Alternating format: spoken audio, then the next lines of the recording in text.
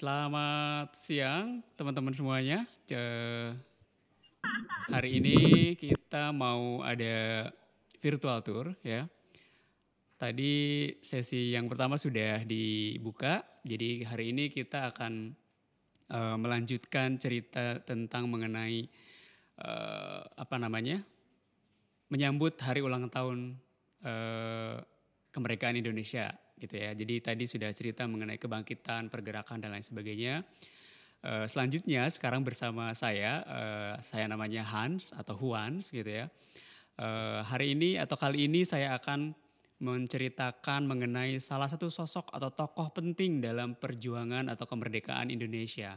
Siapa lagi kalau bukan namanya eh, Bapak Presiden pertama Indonesia yaitu Soekarno. Ya, jadi nanti dari situ saya akan bercerita mengenai siapa itu Soekarno dan sisi lain dari Pak Soekarno itu seperti apa. Kalau tadi kan sudah mengenai pergerakannya, pergerakan pemuda-pemuda dan pejuang-pejuang Indonesianya. Tapi kali ini hanya akan bercerita satu tokoh saja gitu. Dan tidak akan cerita yang ribet-ribet, ini hanya sekedar semacam apa ya, autobiografinya Pak Karno, tapi tidak komplit juga karena terbatas oleh waktu ya. Jadi nanti mungkin kita sama-sama belajar, sama-sama mencari tahu informasi yang sekiranya bisa kita pelajari dengan baik, kita ambil untuk sebagai pelajaran. Oke, saya coba untuk menyapa dulu nih. Ada namanya siapa aja di sini? Ada Khalif. Iya kak. Oke, terus ada Rizky. Yang mana? Ya. Oke, ada Baron. Ya kak. Oke, nah gitu dibuka, jadi bisa kelihatan. Kita kenalan dulu. Kemudian ada Fauzi. Yang mana?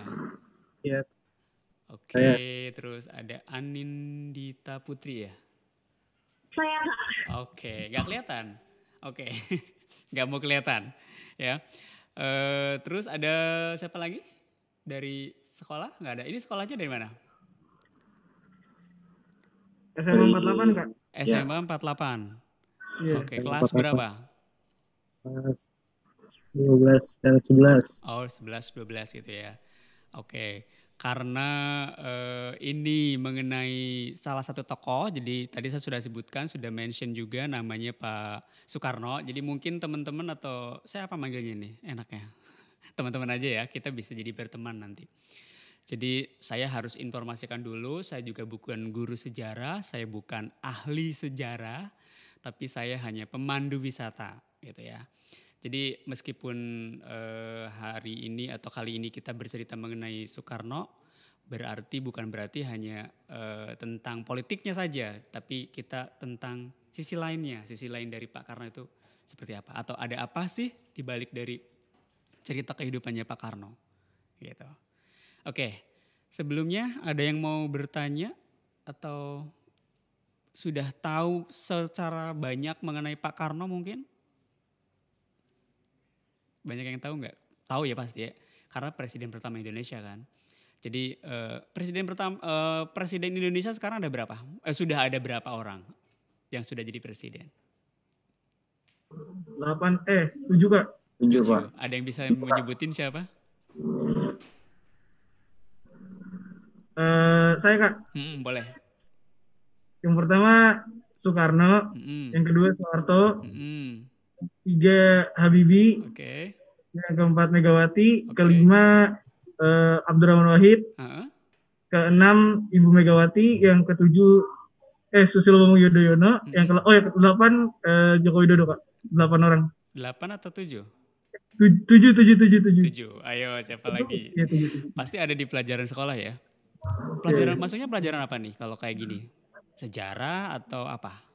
PKN kayaknya. Oh PKN ya? Lebih ke PKN. Lebih ke PKN. Karena pasti mata pelajaran sekarang sama zaman saya dulu pasti berbeda gitu. Oke, kira-kira ada 7 ya. Tadi ada Pak Karno, ada Pak Harto, ada Pak Habibie gitu kan. Terus ada Pak Gus Dur, Megawati, terus siapa lagi?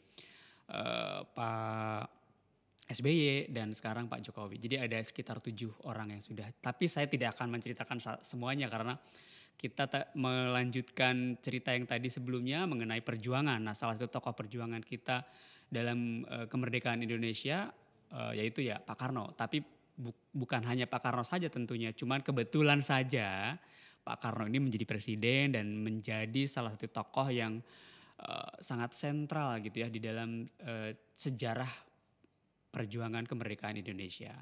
Ya, jadi kita mulai aja tanpa harus memperpanjang waktu. Oke? Siap ya? Jadi nanti kita sama-sama belajar. Yuk.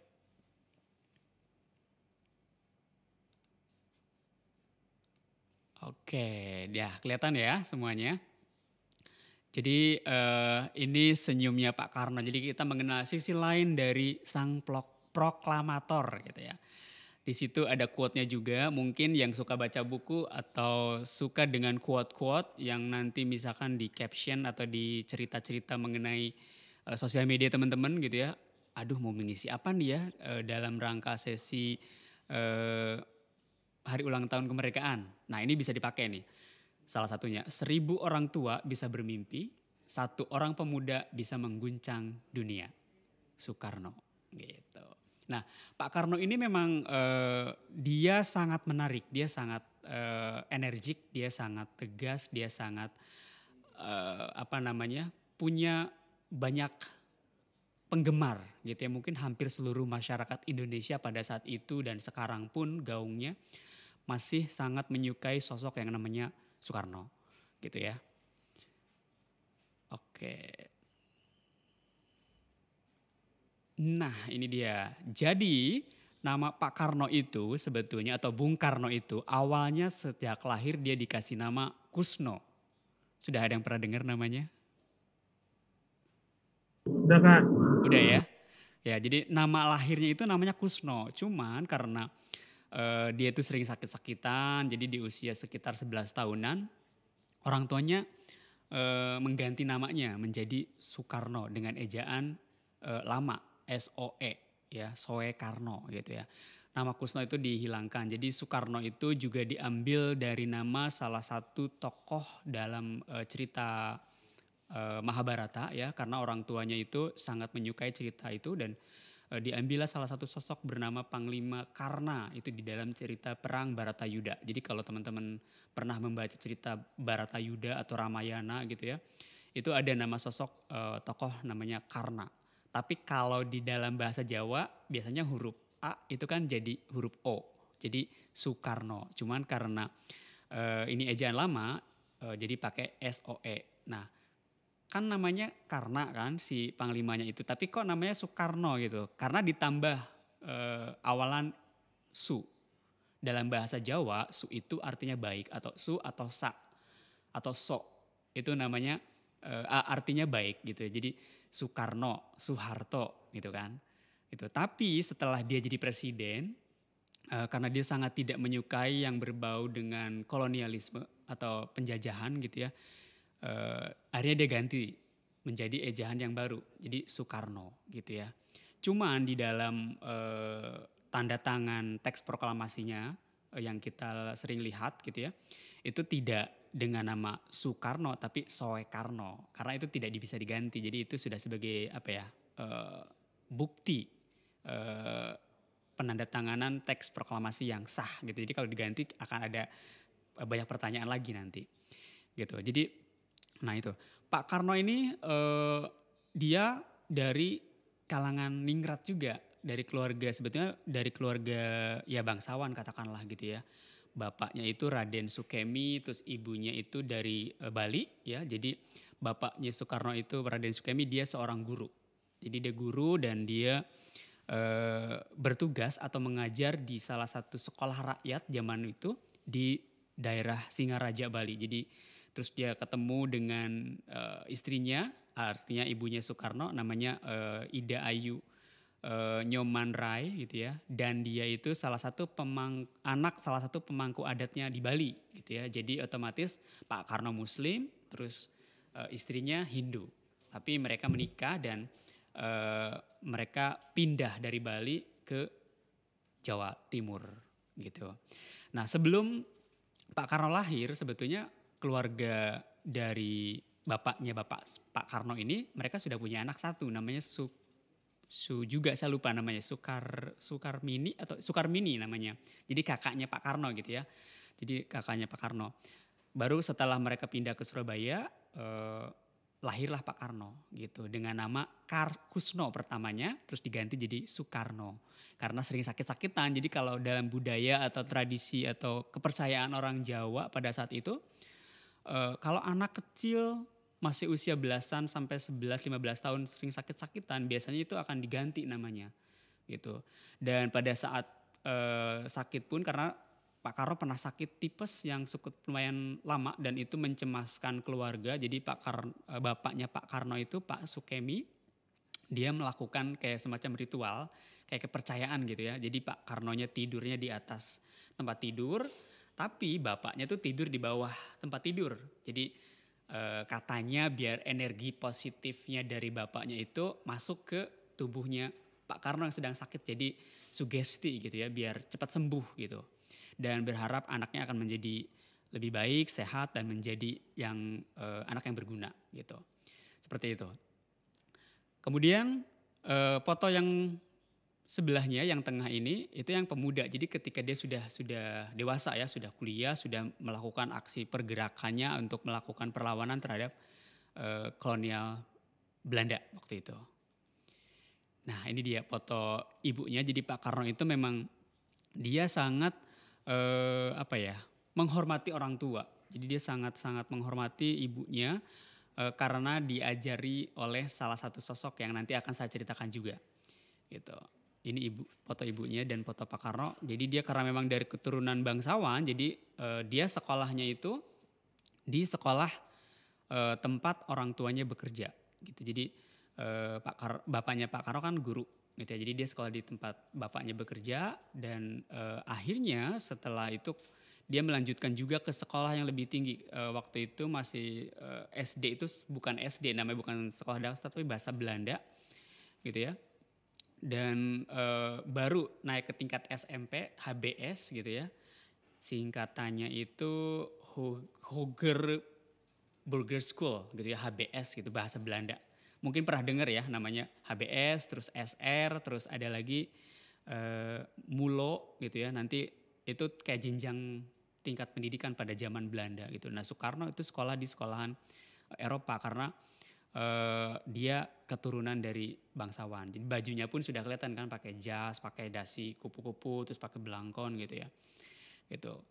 Dan pada saat itu kan memang yang bisa sekolah hanya orang-orang ningrat saja, kayak rakyat biasa gitu ya, dari petani atau dari buruh itu belum diperbolehkan dan belum ada sekolahnya gitu. Nah setelah dia masuk HBS, dia sudah diberikan kepercayaan oleh orang tuanya. Jadi mereka kos di salah satu rumah kosnya Pak Cokro Aminoto. Ada yang tahu siapa Cokro Aminoto, host Cokro Aminoto ini? Ada yang tahu nggak? Boleh jawab? Tahu ya. Jadi Pak Karno itu sekolahnya di Surabaya di HBS tadi. Nah dia tinggal di rumah kosnya Pak Cokro Aminoto. Jadi Pak Cokro Aminoto ini dia kan pemimpin dari salah satu organisasi Syarikat Islam gitu ya. Jadi dia sudah berkenalan dengan dunia politik dan dunia organisasi sejak dia masih sekolah gitu ya. Jadi SMP mungkin sebutannya kalau sekarang. Jadi dia kos di rumahnya Pak Cokro Aminoto bersama dengan tokoh-tokoh perjuangan yang lainnya. Ada tadi mungkin teman-teman atau di sini pernah dengar juga yang namanya Muso. Terus pernah juga yang dengar yang namanya Kartosuwiryo yang pemimpin organisasi tadi. Karena mereka tinggal di daerah kos-kosan atau di kosnya rumahnya Pak Cokro Aminoto tadi. Gitu. Jadi ini bentuk rumahnya. Sekarang rumahnya Pak Cokro Aminoto ini jadi museum. Jadi ini di Surabaya. Jadi nanti mungkin kalau teman-teman pergi ke Surabaya suka dengan sejarah gitu ya, suka dengan kemuseuman gitu ya. Karena di Indonesia sebetulnya banyak museum, cuman jarang orang yang suka berkunjung ke museum gitu kan. Di sini ada yang suka ke museum? Suka Kak. Suka. Udah pernah ke museum mana aja di Jakarta? Fathahillah, Satria Mandala, Monumen Pancasila Sakti, banyak lagi deh Kak. Pokoknya. Banyak ya. Ada berapa museum sih di Jakarta? Ada yang tahu nggak? Enggak. Nggak tahu ya.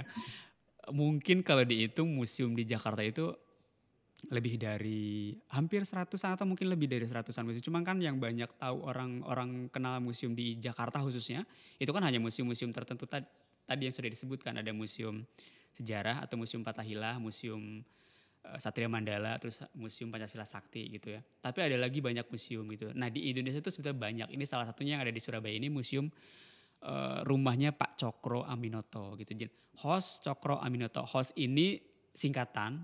Jadi Haji Umar Said Cokro Aminoto. Dia tokoh pergerakan perjuangan kemerdekaan. Jadi dia pahlawan nasional sebutannya ya.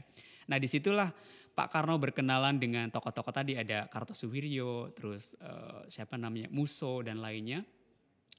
Mereka belajar mengenai politik karena Pak Cokro Aminoto ini sudah bergerak di dunia organisasi gitu. Tapi pada akhirnya murid-muridnya Pak Cokro ini yang ya katakanlah disebutnya murid-muridnya Pak Cokro karena mereka kos di situ, tinggal di situ gitu ya. Punya pandangan politik yang berbeda-beda. Pak Karno punya partai sendiri, Partai Nasional Indonesia. Terus Pak siapa namanya Kartosuwiryo dia juga bikin organisasi juga DITII, pernah dengar ya? Darul Islam atau Tentara Islam Indonesia, DITII gitu kan. Jadi 3 tokoh itu salah satunya, mereka kos dan tinggal di rumahnya Pak Cokro Aminoto gitu. Oke, setelah lulus dari HBS, Pak Karno itu melanjutkan lagi sekolahnya karena dia suka baca, terus orangnya antusias untuk mencari tahu dan dia sangat ingin belajar dan dia tertarik dengan dunia politik. Jadi dia belajar dan melanjutkan sekolahnya lagi di Bandung, ya itu salah satu kampus atau kesukaan atau favoritnya anak-anak Indonesia, hafal mungkin ya semuanya. Itu ada ITB, bener ya? Jadi ada ITB, tapi dulu bahasa Belandanya ITB itu ada yang tahu nggak sebelum diganti menjadi ITB. Jadi sekitar tahun 1923-an Pak Karno tuh berangkat ke Bandung atau pindah ke Bandung karena untuk melanjutkan sekolah di Teknis Hogeschool di Bandung gitu. Jadi itu sekolah untuk teknik gitu ya. Jadi dia mengambil jurusan teknik sipil dan lulus juga sebagai insinyur gitu ya pada saat itu. Nah selama di Bandung dia tinggal di salah satu temannya Pak Cokro Aminoto. Namanya Pak Haji Sanusi. Pak Haji Sanusi ini dia anggota dari partainya Pak Cokro Aminoto yaitu Sarekat Islam gitu ya. Tapi ketika datang pertama pun ke rumahnya Pak Haji Sanusi gitu ya, Pak Karno ini sudah memberikan kesan yang positif terhadap penghuni rumahnya Pak Haji Sanusi. Kebetulan Pak Haji Sanusi dan Ibu Inggit pada saat itu belum punya anak, tapi sering banyak orang-orang yang datang ke rumah tersebut untuk melakukan semacam diskusi atau sharing mengenai organisasi kegiatan dari partai yang miliki oleh Pak Haji Sanusi tadi gitu, Sarekat Islam gitu. Jadi selama di Bandung Pak Karno itu selain kuliah ya akhirnya dia belajar juga mengenai organisasi, ditambah sebelumnya kan dia juga belajar mengenai organisasi dari Pak Cokro Aminoto. Nah ketika di Bandung dia akhirnya bergabung lagi dengan tokoh-tokoh lain kayak Ki Hajar Dewantoro, terus Dr. Sutomo atau tokoh-tokoh perjuangan yang lainnya gitu. Jadi ada Cipto Mangunkusumo juga gitu ya. Jadi makin dia mencintai dunia perpolitikan gitu. Jadi selama di Bandung itu dia kayak semakin jiwa kecintaannya terhadap dunia politik itu semakin besar. Ditambah lagi dengan wawasannya semakin luas gitu kan, berhubungan dengan berbagai macam budaya, agama dan lain sebagainya. Jadi itu yang mendasari dia sangat mencintai Indonesia gitu kira-kira. Jadi mereka tinggal atau Pak Karno tinggal di rumahnya Pak Haji Sanusi dan Bu Inggit Gitu. Ada yang mau bertanya sebelum saya lanjut ke cerita selanjutnya, gitu ya. Jadi Pak Karno selain kuliah karena aktif di organisasi, ini adalah gambar yang saya kasih tahu sekarang. Ini adalah salah satu penjara. Karena Pak Karno aktif banget, dia aktif banget di dunia politik yang kegiatannya itu menentang kebijakan-kebijakan yang dibikin oleh pemerintah Belanda. Dia sangat tidak suka gitu ya. Ada aturan-aturan yang tidak pro terhadap masyarakat pribumi. Jadi hanya untuk orang-orang Belanda saja gitu ya. Akhirnya dia ditangkap dan dipenjarakan di salah satu penjaranya ini penjara Bancai. Jadi kalau nanti teman-teman ada main ke Bandung, coba main ke sini. Cuman bangunannya yang kan tadinya jadi penjara besar ya, yang seperti yang di sini gambarnya ini kan ada penjara di sini yang sebelah kiri atau sebelah kanan teman-teman. Ini penjaranya udah nggak ada, jadi sudah jadi ruko sekarang. Nah, cuma ruangan ini saja yang disisakan sebagai bukti bahwa ini adalah ruangan penjaranya waktu Pak Karno di penjara. Kenapa dia di penjara? Karena itu tadi dia sangat frontal, sangat melawan terhadap kebijakan-kebijakan dari pemerintah Belanda.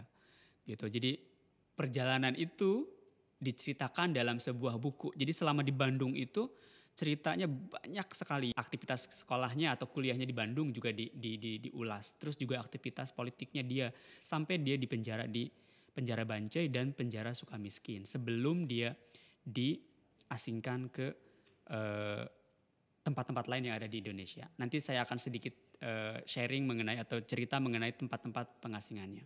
Selanjutnya ini salah satu bangunan yang mungkin bisa teman-teman lihat juga kalau lagi main di mana nih, Tugu atau Monumen Proklamasi. Ini rumah tinggalnya Pak Karno pertama di Jakarta.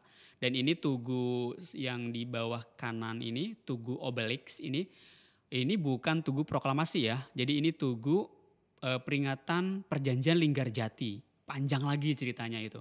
Jadi saya tidak akan bercerita mengenai itu. Nah, Tugu Proklamasinya yang mana? Yang ini nih, yang ada petirnya. Jadi ini nama Tugu Proklamasi. Itu dulu bekas dibacakannya teks proklamasi. Pertama kali itu kan di rumahnya dia kan, di halaman rumahnya. Itu yang disebutnya dengan Tugu Proklamasi. Nah, kalau gambar yang di atas kanan ini, itu tokoh proklamator. Jadi Pak Karno dan Bung Hatta. Gitu. Kalau rumahnya di Monumen Proklamasi ini sekarang tidak ada. Hanya ada monumennya saja, Monumen Obelix Perjanjian Linggarjati dengan tokoh proklamator. Nah, ini tadi saya sempat singgung juga rumah pengasingan. Rumah pengasingannya itu ada di Ende. Kira-kira bentuk bangunannya seperti ini. Jadi bentuk bangunannya sederhana sekali. Ini tempat tinggal mereka waktu diasingkan di Pulau Ende atau di Flores. Sekarang jadi museum. Jadi nanti kalau ada yang suka traveling, suka backpackeran, kalau teman-teman ke Flores boleh mampir ke sini. Ini dia pulaunya kira-kira seperti ini dan sempat juga dimasukkan di dalam gambar uang pecahan 5.000. Sekarang uangnya udah nggak ada gitu ya. Ini Danau Kalimutu, salah satu danau dengan 3 warna nih kayak gini ya.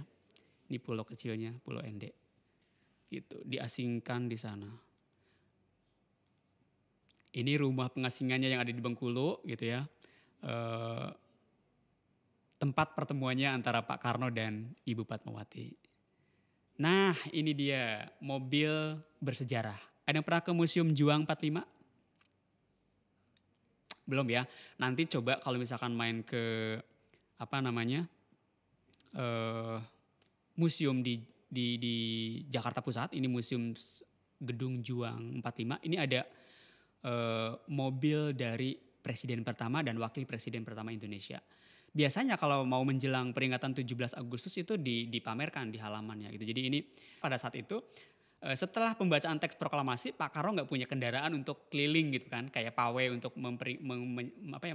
menyemangati rakyatnya. Akhirnya salah satu temennya yang bernama Sudiro, dia ngelobi ke salah satu supir pribadi dari pejabat Departemen Perhubungan Jepang. Ngomong-ngomong gitu ya, Pak mau nggak mobilnya saya beli dengan harga sekian gitu ya. Akhirnya karena itu sebetulnya bukan mobil bapak supirnya itu kan, cuma mobil orang Jepang. Tapi karena si Pak Sudiro ini pengen sekali memberikan mobil atau kendaraan atau transportasi untuk presidennya, akhirnya mereka berdiskusi lah. Akhirnya dikasihin tuh sama supir orang Jepang itu, dikasih duit 300 rupiah. Dan udah kamu pergi aja katanya, kamu pergi kemana terserah, kamu pulang kampung kek atau kemana kek katanya. Diambil dan diserahkan ke rumahnya yang ada di Pegangsaan tadi, dipakai untuk Pak Karno gitu. Urusan nanti dengan orang Jepang saya yang ngurus gitu, kata Pak Sudiro. Akhirnya mobil inilah yang menjadi mobil presiden pertama Republik Indonesia. Ini keluaran tahun 1938 dari perusahaan asing di Amerika gitu. Pak Karno sangat dekat dengan yang namanya rakyat. Karena dia pernah juga berpidato atau memberikan semacam pidatonya di beberapa daerah sebelum dan sesudah jadi presiden pun dia sangat dekat dan dia nggak mau ada jarak antara presiden dengan rakyatnya. Sama siapapun, mau petani, mau orang kelas elit gitu ya, sama perempuan, sama laki-laki, sama anak-anak, semuanya harus karena diajarkan sama Ibu Sarinah itu seperti itu. Kamu harus mencintai rakyat. Kamu harus, kalau misalkan kamu jadi seorang pemimpin itu harus mencintai rakyat, mencintai orang statusnya rendah, buruh tani, buruh apa segala macam kamu harus dekatin. Karena nanti kamu akan tahu perasaan mereka itu seperti apa gitu. Kira-kira seperti itu. Nah akhirnya dia tidak ada jarak tuh antara rakyat dan presiden. Nah kan sambil minum pun begini, berdiri gitu kan. Jadi dia sangat nyantai orangnya. Duduk di pinggir sawah karena dia sangat mencintai rakyatnya gitu dan sangat memikirkan kesejahteraan rakyatnya itu seperti apa, terutama soal pangan karena pangan itu adalah soal hidup dan matinya bangsa pada saat itu. Oke, sebelum ke rumah Wisma Yaso ini atau langsung aja deh nggak apa-apa, jadi nanti sekalian yang saya akan memberikan satu video. Tapi nanti terakhir aja. Jadi ini rumah Wisma Yaso. Ada yang pernah kesini tadi, siapa yang bilang ya namanya saya lupa. Ini Museum Satria Mandala sekarang. Ya, ada yang pernah ke sana ya. Jadi Museum Satria Mandala ini sekarang jadi museum, dulunya adalah Wisma Yaso. Dan dulu Ibu Kartika Sari itu sempat tinggal di sini gitu. Jadi Pak Karno ketika sakit itu ditinggalnya di rumah Wisma Yaso ini gitu. Karena kan banyak peristiwa sebelum dia akhirnya meninggal gitu ya. Itu banyak peristiwa yang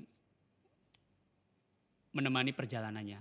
Salah satunya adalah peristiwa pergerakan G30 SPKI. Itu yang ada museumnya di Lubang Buaya. Itu kan gara-gara itu.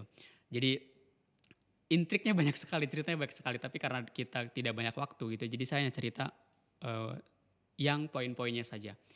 Wisma Yaso ini sekarang jadi Museum Satria Mandala dan ini lokasinya ada di wilayah Jalan Gatot Subroto.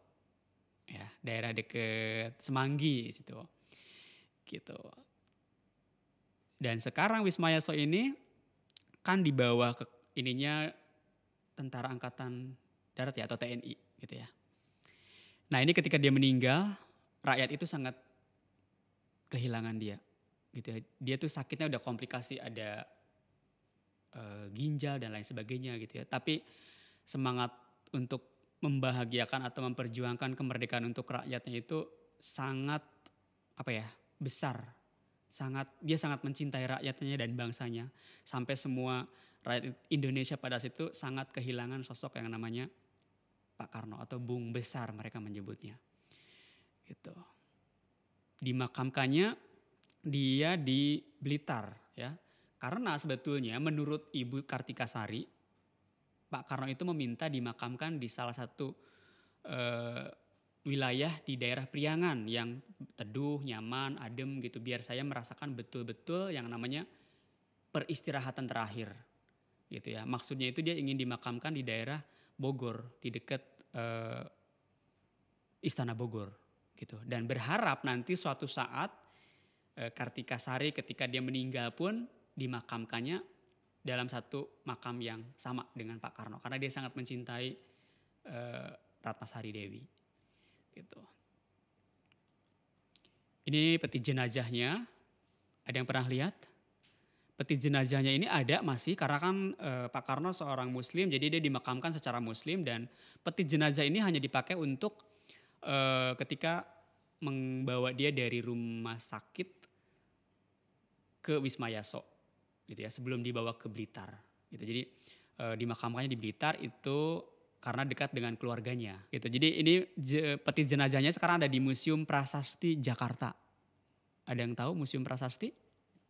Museum Prasasti itu adanya di dekat daerah Monas atau dekat di belakangnya. Kalau misalkan teman-teman ke Museum Nasional atau Museum Gajah, ke belakang itu jalan bisa ketemu dengan Museum Prasasti. Nah, peti jenazahnya dia itu ada disimpan di sini sebagai bukti atau sebagai koleksi dari Museum Prasasti.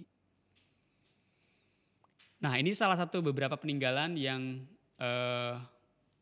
diinisiasi atau diberikan oleh Pak Karno. Ada Monumen Nasional, ada Tugu Pancoran, ada Hotel Indonesia dan Tugu Selamat Datang. Sebetulnya masih banyak lagi, cuman ini saya hanya tampilkan 3 saja gitu ya. Jadi Monas ini simbol atau landmarknya Jakarta sebagai spirit kemerdekaan gitu ya.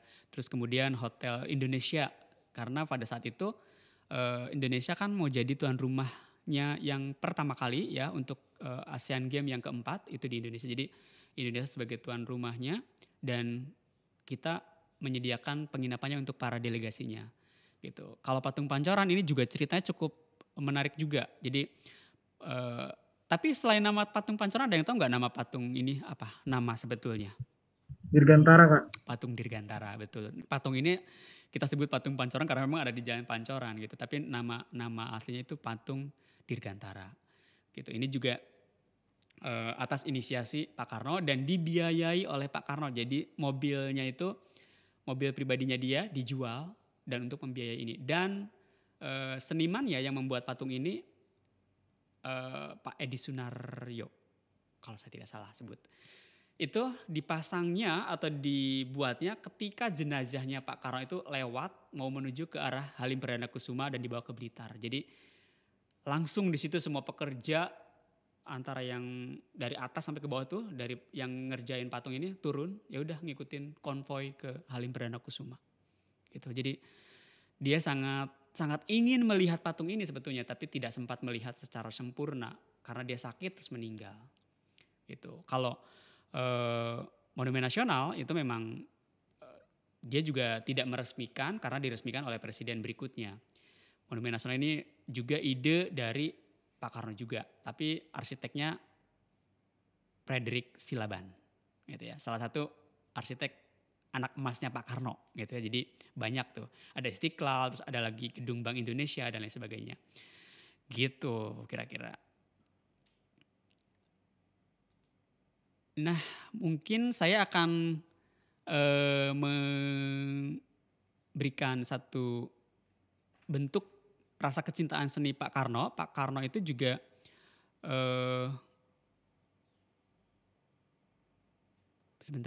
menyukai seni kan.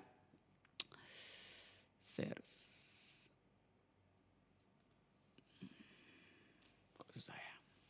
Bentar ya.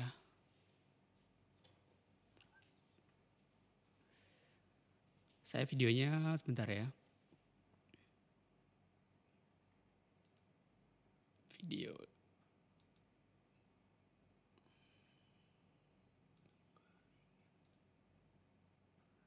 Jadi video salah satu lagu dari ciptaannya dia. Ini salah satu karya Pak Karno sebagai dia bukti kecintaannya terhadap rakyat, terhadap para seniman.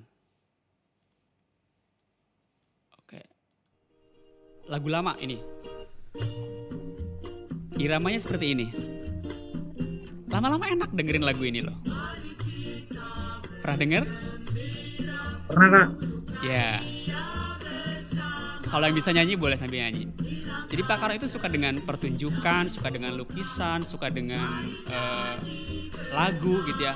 Karena dia sangat mencintai itu tadi karya anak-anak bangsa.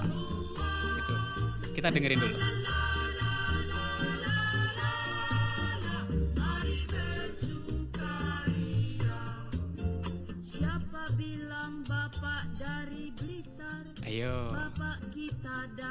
Prambanan gitu.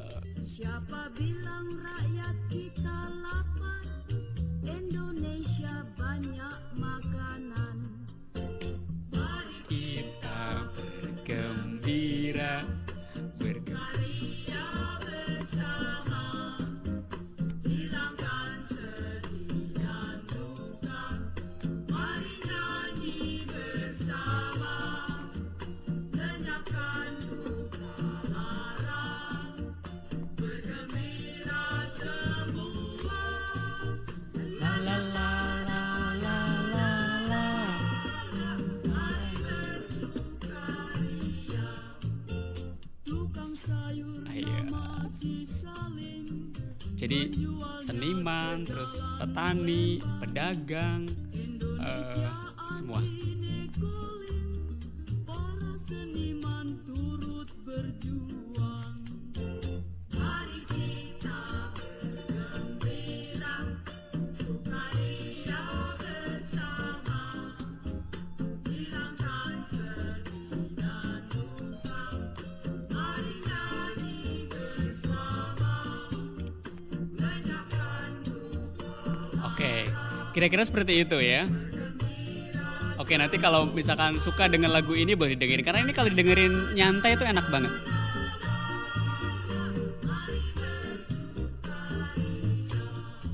Oke, saya stop dulu ya.